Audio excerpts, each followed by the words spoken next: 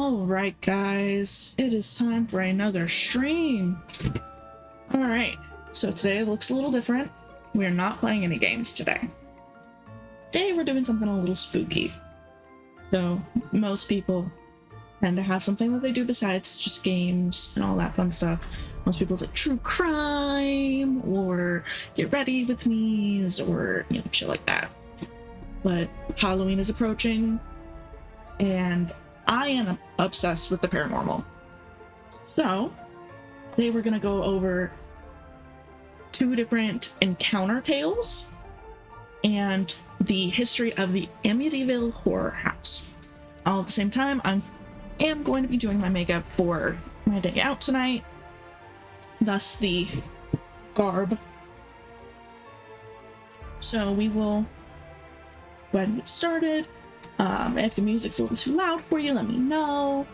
I can turn it down. I just probably can turn it down a little anyway. And I'm probably like screaming in your ear. That's fine. Okay. So I'm gonna give y'all like a few minutes, get everything ready. Hopefully, y'all are all here and ready to go, because this is going to be a fun time. I haven't done this kind of thing before. Well, makeup I've done plenty. But going through and reading stories like this, I have not done. So it's gonna be a fun time. Give everybody a few more minutes. Get my primer on, all that fun shit. Also, I don't want anybody coming for my brushes or my sponges. They are stained. They're not dirty. They're stained. I've had them for too damn long. Too damn long. Alright. Got that set.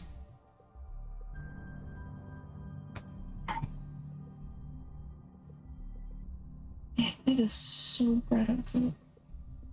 Makes it hard to be spooky. Yes. Alright, so our first tale is a skinwalker encounter.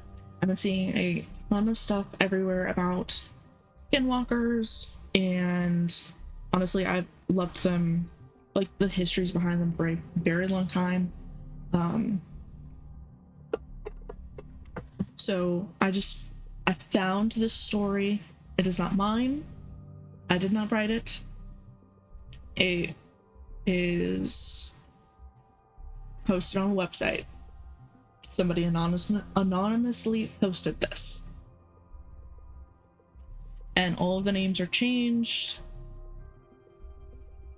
So we don't have to worry about any of that shit.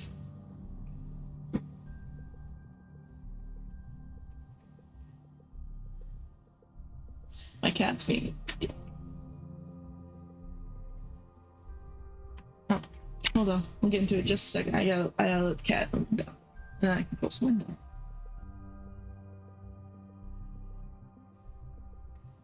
Oh, in your window.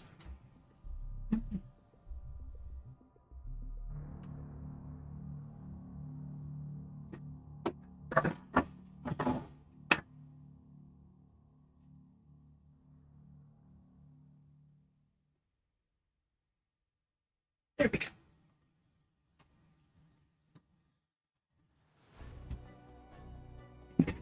Much better. All right. Now the story is in first person.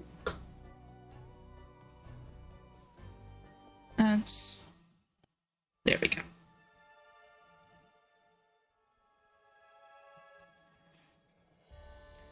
I'm having a hard time remembering the stories told to me by my Navajo family. When I Skype with them again, I will ask for me. This creepy set of events happened directly to me though, so here goes.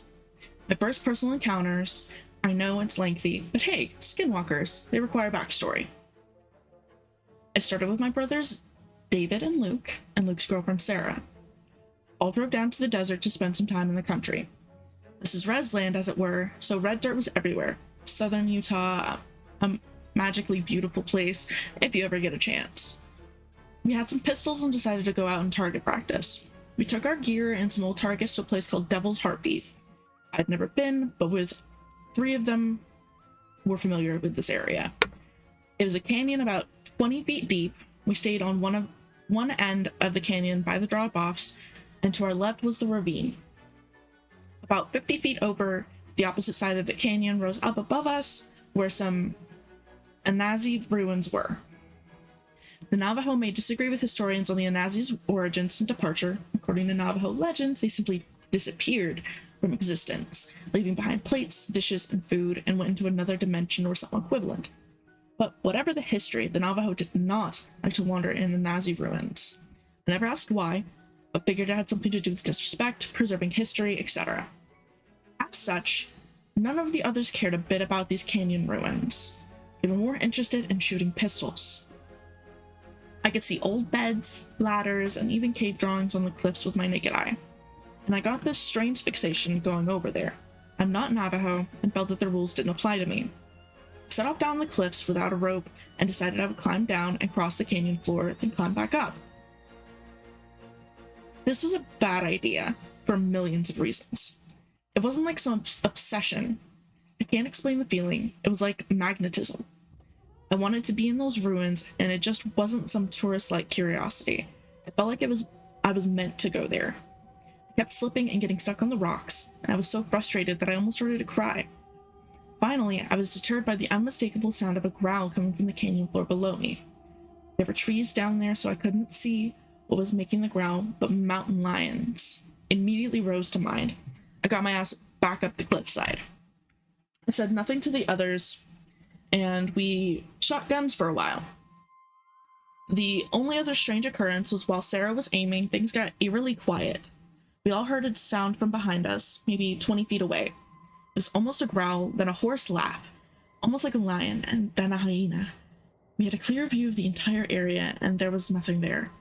Certainly not on the cliff tops where we heard it anyway. The creepy part was that while David and Sarah and I all heard it from closing distance, Luke heard the exact same noise right by his ear. We ended up camping out there to see if anything would happen, and this is when I got completely terrified. Before, I was only scared of wild animals. We had guns though, and were sleeping with no bags or tents, just some blankets under the stars and a little fire. So I felt safe when we all laid down. I fell asleep pretty quickly, and woke up a few hours later to see everyone else laying with their eyes wide, listening. This is where it gets a little intense.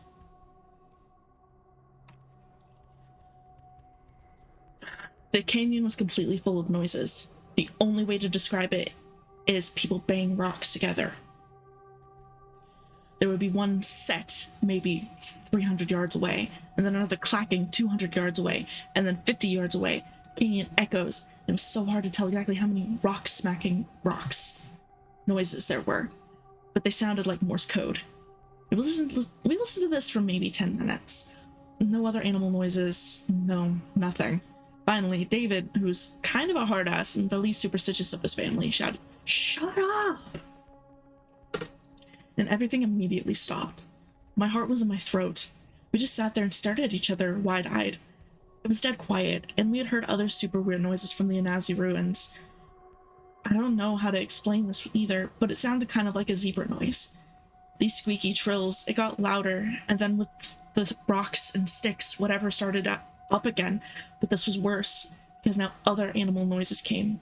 We heard what sounded like wolves or coyotes barking, monkeys screeching. In my opinion, those were the most terrifying. Owls hooting, and through it all, that terrible zebra noises.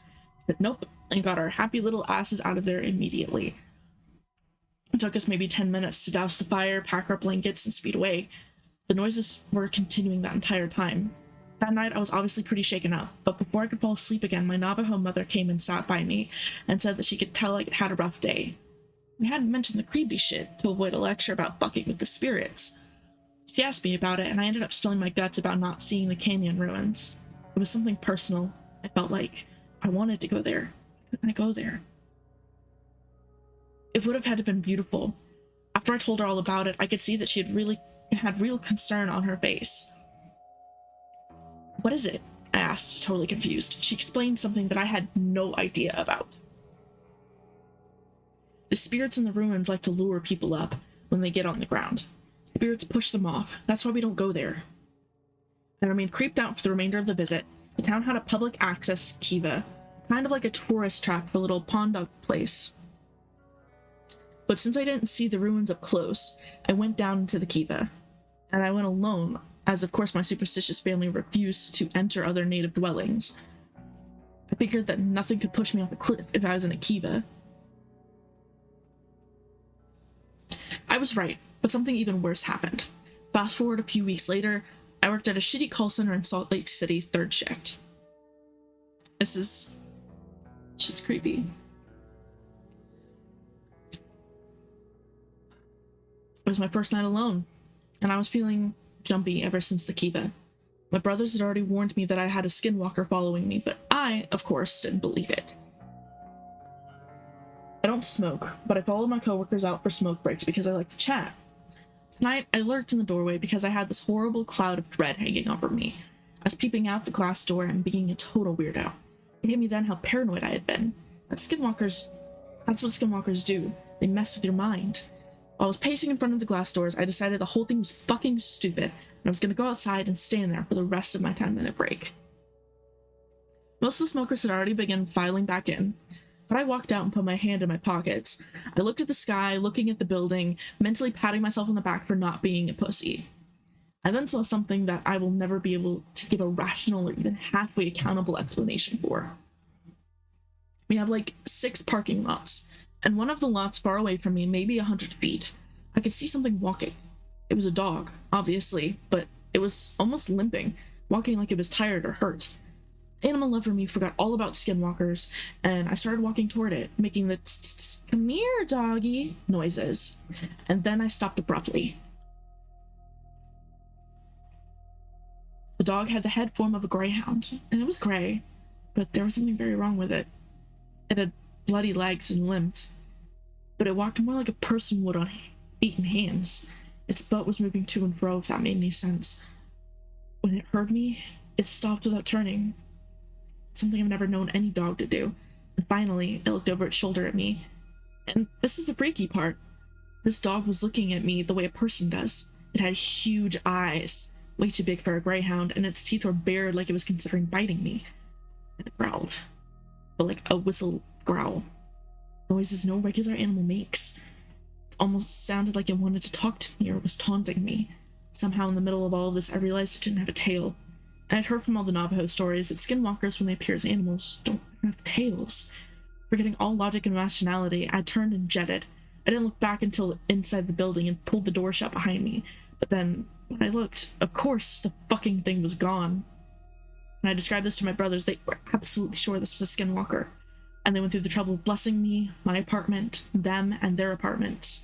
I never saw the creepy bloody dog again, and I've never since even slightly wanted to visit the cliff ruins. And that is our first story. Starting off with one of my favorite kinds of paranormal anything. I love skinwalkers, black-eyed children, ghosts, anything that can like look humanoid. It's just so cool. And like, I don't know, it's just always fascinated me. And that account, considering it was like actual like Native American encounter, just made it that much more real.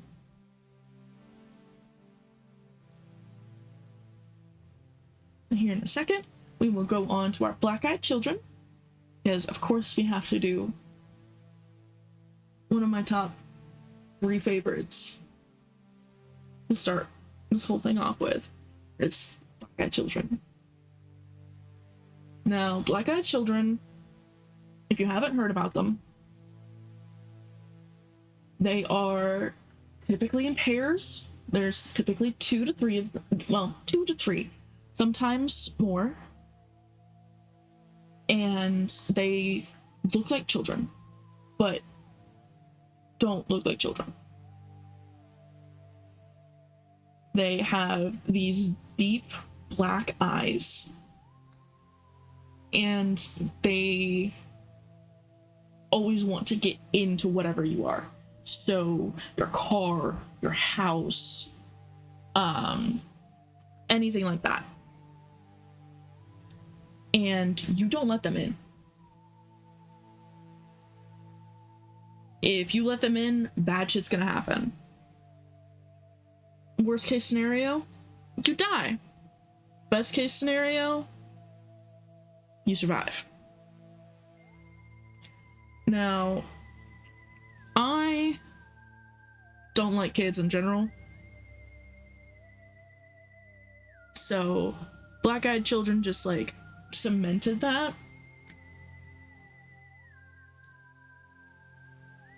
And just some of the black-eyed kids stories can be creepy as shit. And I found this one online.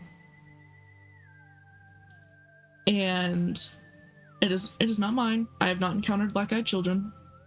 Hopefully never will, because that would suck.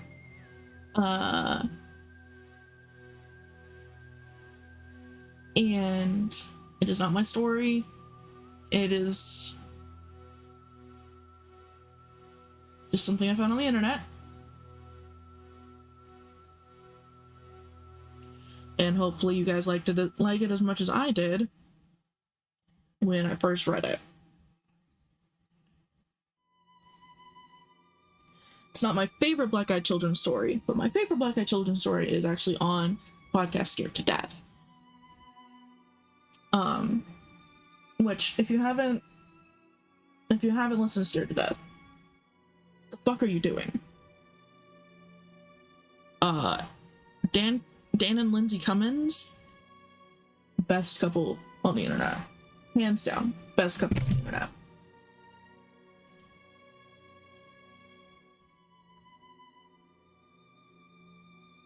That will always be my opinion. Okay. Am I looking dead? Perfect. Alright. Let's go ahead and get into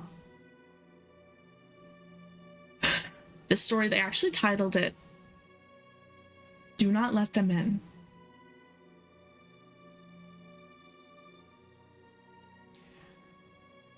It started with 3 light knocks on our door.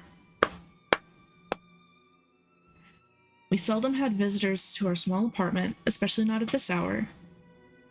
"Are we expecting someone?" my wife asked. "No." As I said, I got up from our living room couch. I walked a few feet to our front door and looked through the peephole. I saw a child with sad eyes staining the cold. I swung our door open to greet the little blonde girl. Her hair was a light blonde, lighter than my wife's shade of dirty blonde anyway. What struck me most were her eyes. There was no color in them. It wasn't that they were dark brown either. There was no color. They were dilated pupils with no surrounding iris. 2 gaping black holes pushing at the edge of the whites on her eyes. My wife rushed to the door. "Call the police," she said, "and you come in here now." She patted the little girl's back and beckoned her into our apartment. First mistake. My wife bombarded her with questions. "Are you lost? Where are your parents? Do you have their phone number? Why are you alone?" Little girl didn't vocally respond to any of the questions. She either shook her head or nodded as if it were a yes or no question. If not, she would just stare at my wife dumbfoundedly. "Let me get you some hot chocolate," my wife said to her.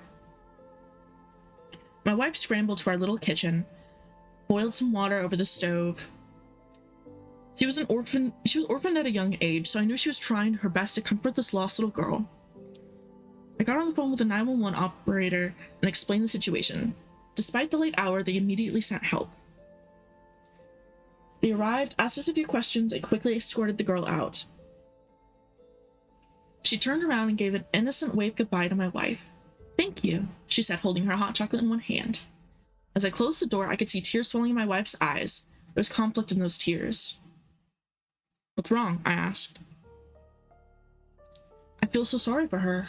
The foster system sucks." "Maybe they'll find her parents," I suggested.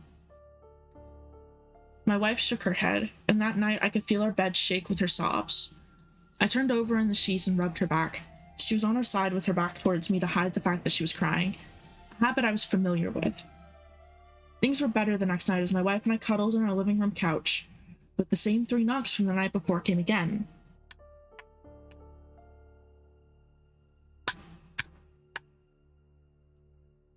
My wife rushed to the door and opened it to see the same little girl.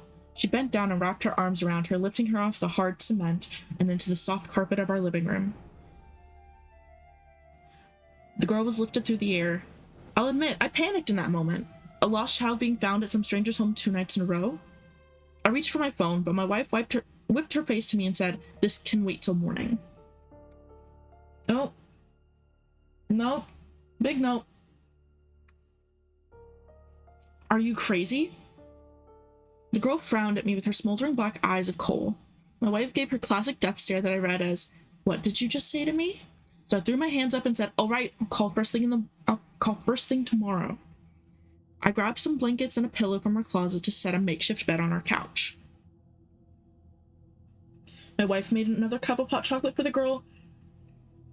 Then she pulled up a children's story on her phone and started reading to the girl on the couch. She was delighted and fell asleep quickly. My wife and I tiptoed to our room and slipped into bed as quietly as possible. She scrunched up to me, and we embraced tightly. Her head rested on the crevice of my neck. "You think the police lost the girl?" She stayed still, speaking into my neck. "She said they took her home last night, but she got lost again." "Wait, she talked? She hadn't said a word to me." "She told me while I was reading." She started a rhythm of heavy breathing that I heard every night as she slept, not minding the warmth of our combined body heat. I dozed off soon after. I woke early that morning to an empty space in the bed. I stumbled to the kitchen in my usual way, eyes still half asleep, and poured myself some water. My wife was laying on the ground in front of the couch. She slept on her side facing the girl as if she had been watching her sleep. I stepped out to make a phone call to the police. After finishing the call, I was surprised when I turned around and saw my wife standing in the open doorway. She had the little girl in her arms and sighed at me. "What?" I asked. She walked back into the house and I followed her in. I tried getting her attention, but both of them gave me the cold shoulder until the police showed up. They were frazzled this time, apologizing to us as they tried to beckon the girl to leave with them again. Oh. This time, the girl went kicking and screaming. My wife held her hand over her mouth, and she cried as she watched the police drag her out of the apartment. I got home from work that night and received one of the more dreadful greetings I've ever received from my wife. "Oh, you're back." She wasn't sad like the night before. She was pissed. I tried opening conversations with her to no avail. She glued her eyes to the floor or to her phone the entire evening. When bedtime came around, she shooed me into our bedroom while she curled up on the couch. Like the previous night, I woke up early to an empty space where my wife normally slept. Only now my wife was standing at a shadowy silhouette at the foot of our bed. I couldn't quite see her face in the darkness, but I felt the intensity from her eyes pin my shoulders to the bed. "Honey," I said in a weak and groggy morning voice. "You let them take her," she said. "What?" I sat up sharply. "She's a lost child. She doesn't belong with us." "You let them take her." She lowered her hand from behind her back down to her side, and I saw her largest kitchen knife held tightly in her clenched fist. I jolted over in bed and flipped over the light switch. My wife reacted to the light and dropped the knife. Her eyes squinted, and she fluttered them as she does when she wakes up. "What happened?" she asked as she stood there. "Careful." I pointed to the knife on the ground. "Don't step on it." She picked it up in confusion, eyes now wide awake. "Why is this here?" "We're standing here, pointing a knife at me." She burst into tears and slammed her face into our bed. I crouched next to her and put my arms around her. "It's okay," I said, "but I think we need to see someone to figure this out." She nodded, still sobbing face first into the blanket. The next thing I did was call in sick to work. Nothing like this had ever happened to my wife, and I was determined to be there for her until we found a way to fix it. I made her some breakfast that morning, but she fell asleep on the couch before I could finish it. She was dead tired, and it made me wonder how long she stood at the foot of the bed waiting for me to wake up on the previous night. I put her breakfast on a plate and I set it on the ground in front of the couch in case she woke up. I needed a shower. I took a quick shower, expecting her to be up and about when I was done. I was surprised and relieved to see that she was still sleeping when I got out. I took the opportunity to do some research on therapists in our area. I called a few, but the soonest we could be seen by someone was 2 days. One office mentioned that we could walk in at any time if it was an emergency. Seeing my wife lie in peaceful sleep on the couch, I naively thought it could wait. Cat fur. She woke up late in the afternoon. The breakfast plate I made had long since gone cold, so I dumped it and started making a light dinner of chicken and rice. It was hard to go wrong with chicken and rice, and I knew it was one of my wife's favorite dishes, at least out of the dishes I could make. "Morning, honey," I said. "Want some food?" She ignored me completely, and she robotically rose from the couch. She grabbed the car keys and was out the door before I could say a word in protest. "The hell?" I said aloud. I turned the stove off and ran to my room to get some socks on. I threw shoes on right after and hobbled outside. I saw her back out of the parking spot and slam the gas, propelling the car forward. Smoke rose from the tires as she sped out of our complex and toward the highway. I went back inside her apartment and tore my phone out of my pocket. I called her, and I heard her phone vibrating between the couch cushions. I growled to myself and went to pick it up. I ended the call from her phone, and her screen changed to a low-quality colored photo of a little girl. It was that girl, the one that kept showing up at our front door, except her eyes weren't black. They were green like my wife's. She stood alone, staring at me as if I was a stranger. It occurred to me that I'd never actually seen a photo of my wife as a child. She always said that her parents never cared enough to take any photos before they abandoned her. I put her phone down and tried to think of where she would have driven off to, but I lost my train of thought when I heard these 3 faint knocks at my door. It was her. The little girl with black-colored eyes. What did she want? She already turned my wife against me, and in all the time she spent in our apartment, she never showed a bit of interest in me. She only cared for my wife. Wife. God only knows where she went off to. She drove away just moments before the knock came to the door, leaving her phone, wallet, shoes, and everything else here in the apartment. She couldn't have gone far with no money on her, right? I picked her phone up and looked at the picture she left on the phone screen again, a picture of her as a child. I brought my eyes to the peephole of the door and saw the black-eyed girl outside. Her gaze was fixed straight ahead, and I feared that she could see right through the thin veil of my door. I compared the picture of my wife to the girl outside. Looking back and forth, it was her. She was my wife as a child, or I looked exactly like her anyway. Same face, same bright-colored blonde hair, same size. The only difference was eye color. The girl outside had pure black eyes as if they were giant pupils only put in check by the whites of her eyes. The photo showed my wife's evergreen eyes that I grew to know over the years of our relationship. I've put in many hours looking at those eyes while we were dating and after, but I couldn't hold eye contact with this little girl version of her even for 1 second. There was something maddening about it, as if the blackness of her eyes constantly held back the screams of a soul in pain. She knocked again, the same rhythmic knocks.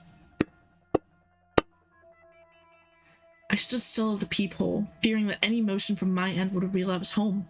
I watched her face intently, trying to look anywhere but her eyes.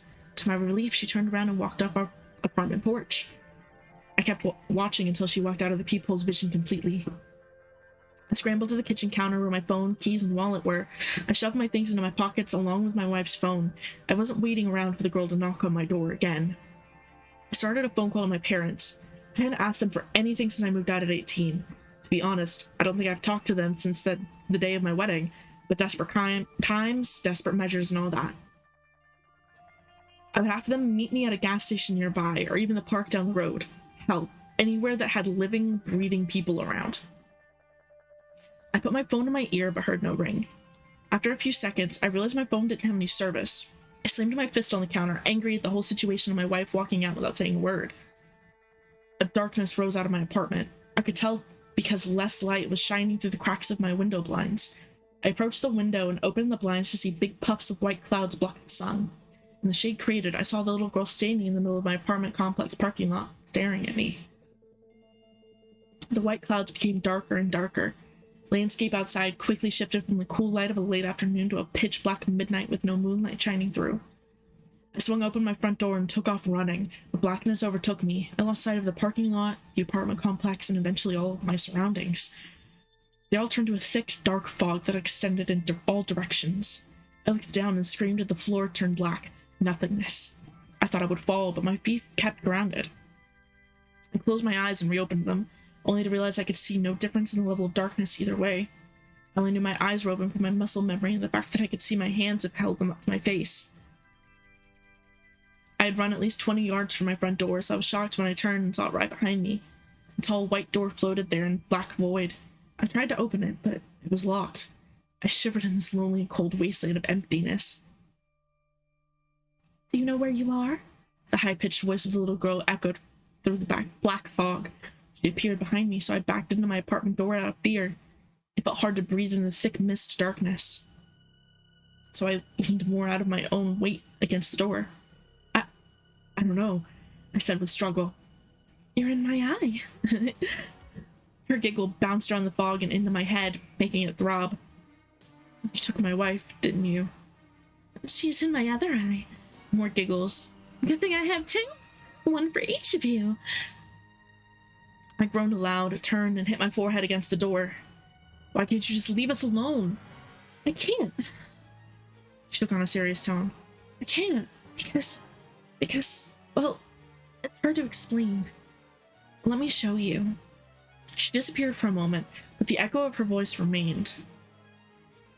My apartment's living room window popped into a vision just next to my front door. Light emanated from it, making me cover my eyes until they could adjust to the brightness. I looked through the bright window and saw myself in the apartment. I was in a trance of rage, pacing around and destroying everything inside. I saw myself grab our TV and smash it into the ground. I ripped open our cupboards and flung every piece of kitchenware I could get my hands on into our apartment walls. I flipped the couch and kicked over the garbage can while pulling my hair out and cursing my wife for leaving. "Do you know who that is?" she asked. "It's me." "No, it's an empty shell, just like your wife yesterday." "My wife? Please, let me see her one more time." Another window popped up, a stone's throw from my front door. This time it was the driver's side window of our car. Light shined from the interior of our old sedan. I could see my wife sitting in the driver's seat. As I got closer, I saw her holding air as if it was a child. She wrapped it in her arms while rocking lightly back and forth and snuggling her head into nothing. "That's me," the girl said. "I'm sitting with her." I looked closer and saw the black-eyed girl appear in the arms of my wife. They were curled up together in silence. My wife's face was at peace. There were tears. They were not of pain. "Do you get it now?" "Yes. You are her. You're a part of her." There was silence in the void of blackness. A car window faded to black, so I walked back to our apartment door and living room window again. The only thing I could see in the expanse. I looked in the window again and saw my body lying on the living room floor, staring up at the ceiling and breathing heavily. The girl appeared next to me. "Let's make a deal," she said. "I'll send you back if you promise to open the door when we knock." "I don't have much of a choice here, do I?" I sighed. "I guess I'm becoming a dad sooner than I thought." "I told you, we can't leave you alone, not until you've dealt with us." "How am I supposed to do that?" "I don't know. You're the adult, not me." "All right, that's a deal." "Good. I'll just knock on the door." "What?" She motioned towards the outside of my apartment door. "Knock."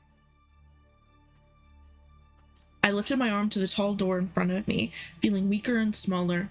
I turned my head. My wife grabbed my unoccupied hand as she latched her other hand with the girl. I managed 3 knocks onto the door.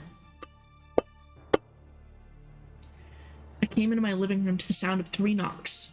I stared up at the ceiling, feeling blood rushing from anger. I looked around and saw that I was lying in rubble. Crumbled drywall was spread across the carpet, which also littered with shattered glass. The worst headache of my life overwhelmed me, but I knew I needed to get to the door quickly. I got up and opened it to the girl and my wife. Her eyes told me that she was sorry for leaving. Somehow they also managed to forgive me for being an asshole at the same time. I curled my lips up in a slight smile.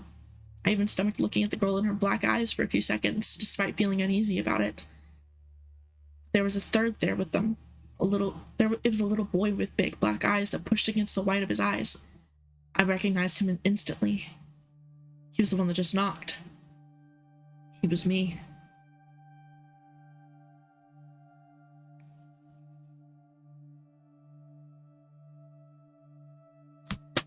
Man, talk about some childhood trauma.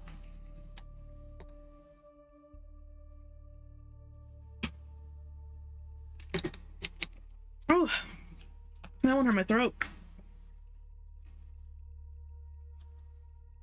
Yeah, black cat chills are creepy. You never know what you're gonna get with them. I honestly don't like kids. So, you know, black-eyed kids, big no. Big no.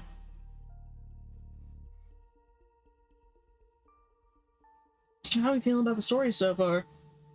Everybody enjoying them? Would this be something you want to see in the future? Because I'm honestly having fun with it. I like doing this kind of stuff. There it is.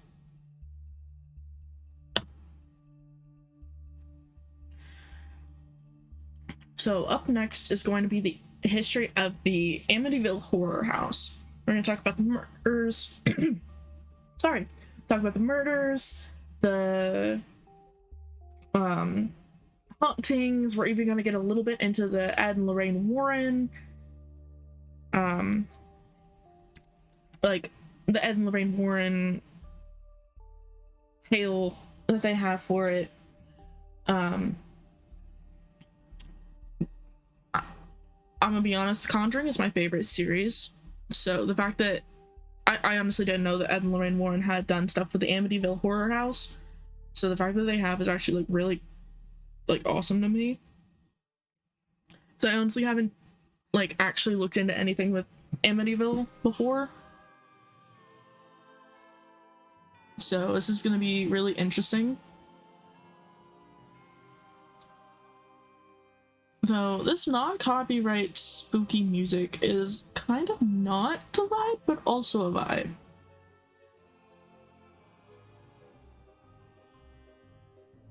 It's supposed to be suspenseful. That's not doing it. I might have to find a different playlist eventually. For today, this works. I have a week to prep. Just get these eyebrows out of the way. Now, before going into the whole Amityville Horror House, people still speculate that it is haunted, even though it has been confirmed that it was not. And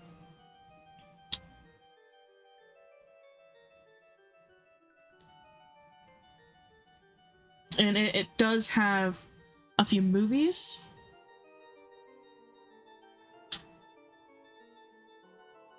And we will not be diving into those today because, you know, movies are movies. But it is that Amityville Horror House.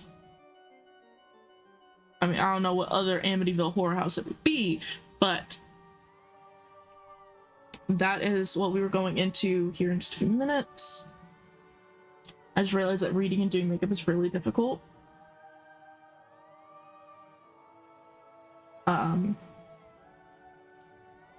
So next time I will just be already prepped for you guys. And hopefully next week I'll be able to have like a slideshow of like some images to go with this to like kind of help with the vibe. I just wanted to know like if this would be something that I wanted to do, you know, kind of see if this is something I could vibe with. And so far I'm feeling it. This would be a nice like weekly thing, like even after spooky season. Why am I getting work messages? Yeah.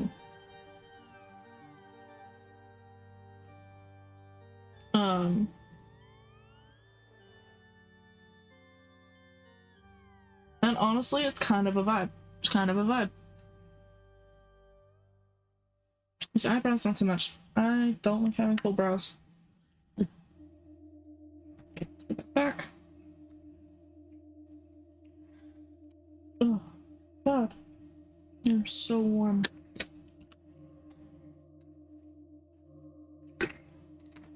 Oh. It's like, let my throat reset a little. Answer some messages. All that fun stuff.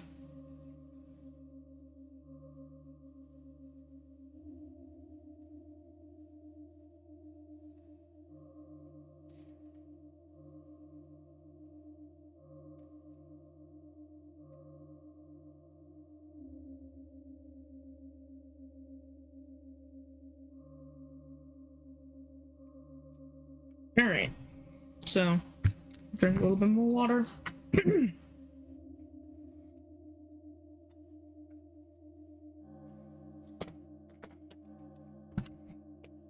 All right, so we are going to start with Ronald Defoe Jr. So, on November 13th, 1974, in the small town of Amityville, New York. I didn't know it was New York. Don't mind me. Ronald Defoe burst into Harry's bar and screamed that his parents had been shot and killed. Police discovered that the bodies of 6 members of the Defoe family, the father, mother, and 4 of the 5 Defoe children, were found face down, shot in the back of their heads. Ronald claimed that he wasn't home during the murders and had only discovered the bodies of his parents prior to leaving Harry's bar. After officers found a gun case for a .35 caliber Marlin rifle in Ronald's room, Defoe confessed. After a lengthy trial, Ronald Defoe was found guilty of the heinous murders of his family. He was sentenced to 6 consecutive life sentences, but there has never been a solid explanation of how one person acting alone can make the lives of 6 family members in the dead of night around 3:15 a.m. and no one heard the shots being fired. Shots fired! Oh, sorry. I'm sorry. So now we get into the Lutz family. On December 18th, 1975, about a year later, the Lutz family moved into the Defoe home. Though it had only been about 13 months since the Defoe murders had occurred, George and Kathleen Lutz thought the Dutch colonial was a lovely home and a steal at about 80 grand. Never expecting that they'd have to leave it all behind about 28 days later. A Catholic priest arrived while the Lutz family was unpacking to bless the home. Yeah, because, priests actually, Sure.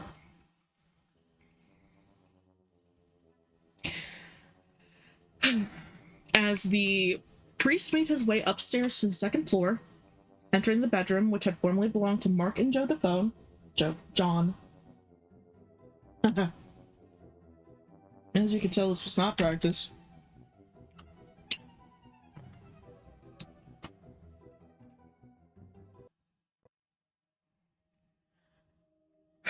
As the priest made his way upstairs to the second floor, entering the bedroom, which had formerly belonged to Mark and John Defoe, he began sprinkling holy water, at which point an unseen voice told the priest, "Get out," which he hastily did.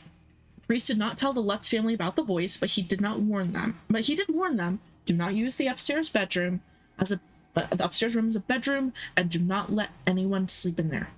Though ominous, the Lutz family abided by the words of the priest and turned the room into a sewing room.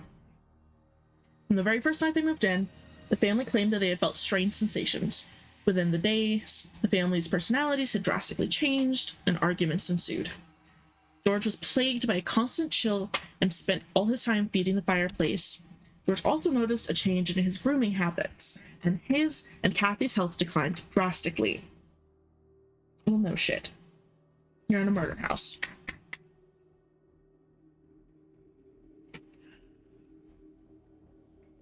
The Lutz daughter began spending all her time in her room playing with an imaginary friend she described as a red-eyed pig called Jody. who could transform not only in shape but size, at times being larger than the house. Jody also claimed she could not be seen by anyone unless she wanted them to. Mysterious foul odors would emanate from different locations of the house. Black stains appeared on toilets and ceramic fixtures. Kathy was touched by an unseen force, and a green gelatin substance would appear throughout the house. Hundreds of flies appeared in the sewing room despite it being the dead of winter. George would wake up nightly at 3:15 a.m., which coincided with the time the police felt the Defoes were murdered. George also awoke one night to witness his wife transform into a 90-year-old hag, and the next night she began levitating over the bed. The Lutz family tried on numerous occasions to contact the Catholic priest, only to find the phones would cut out whenever they would try to call. After failing to get the priest to return, the family took matters into their own hands. Armed with a crucifix, they walked around the house reciting the Lord's Prayer. A chorus of voices erupted in response, asking them, "Will you stop?" I don't know about y'all, but, anything Christian to do with the supernatural never ends up well. Ever. You get a witch in there, they fix your shit. You don't get a priest. You get a witch.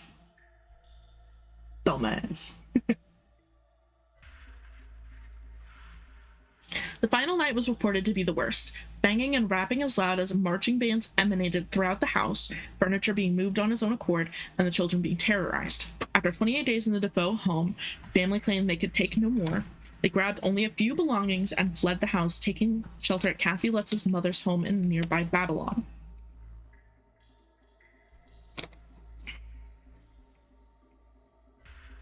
So now we're going into the Warren investigation.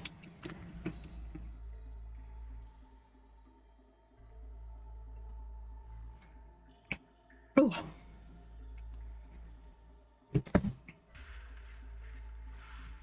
So, about 20 days after the Lutz fled, paranormal investigators Ed and Lorraine Warren were called in by Marvin Scott, a news reporter with Channel 5 New York, who had covered the Amityville story and worked on a prior investigation with the Warrens. A team of reporters, investigators, and parapsychologists were assembled by Ed Warren and met at the home at 112 Ocean Avenue. There's a place off Ocean Avenue. Sorry, my emo brain. The Lutz family refused to re-enter the home during the investigation. During the investigation, Ed was physically pushed to the floor while using some religious provocation in the basement. Lorraine was also overwhelmed with a sense of demonic presence and was plagued by her psychic impressions of the Defoe family's bodies laying along the floor covered in white sheets and a sense of physically being pushed back. The research team also captured an image of a spirit that appeared as a little boy peering from the second floor. The landing was also used to be landed by John Ketchum. John Ketchum was practicing black magician and had a cottage in the land prior to the construction of the Dutch colonial in 1924. John requested that his remains be buried on that property, and they remain there till this day. The Shinnecock Indians also at one time had an enclosure on this land that used to house the sick, the mad, and those enclosures were left to die.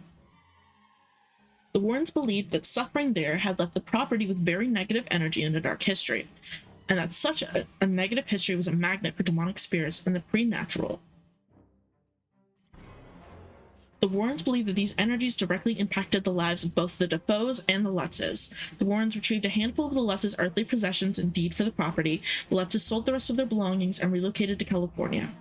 The Ocean Avenue home that was once purchased for $80,000 in 1975 by the Lutz family sold for almost $1 million in 2010 and is again on the market. There have been no further reports of activity from the recent residents. So those are our 3 stories for today. I personally have dealt with paranormal shit in my life. I've been to living in Georgia as long as I have. I have been to historical cemeteries and been to a few different Native American grounds for history research and all that shit. I don't want anybody coming for me for that. It was literally just for historical research, and I was allowed to be there. And then like, you know, there's just random like tiny graveyards everywhere. Like, it is a thing.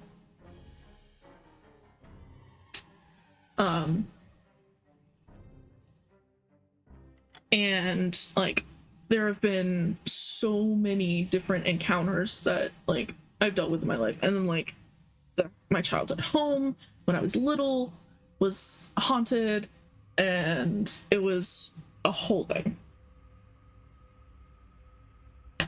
So, you know, going through and reading these stories, like,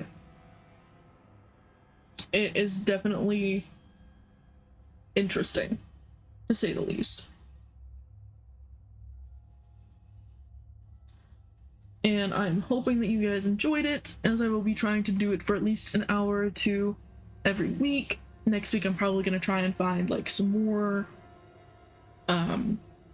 encounters. I'm trying to look into some stuff from Lake Lanier. I used to live over it, so like I know how haunted that shit is. And it'll just be an interesting thing to cover. Why is this not one day? I don't know.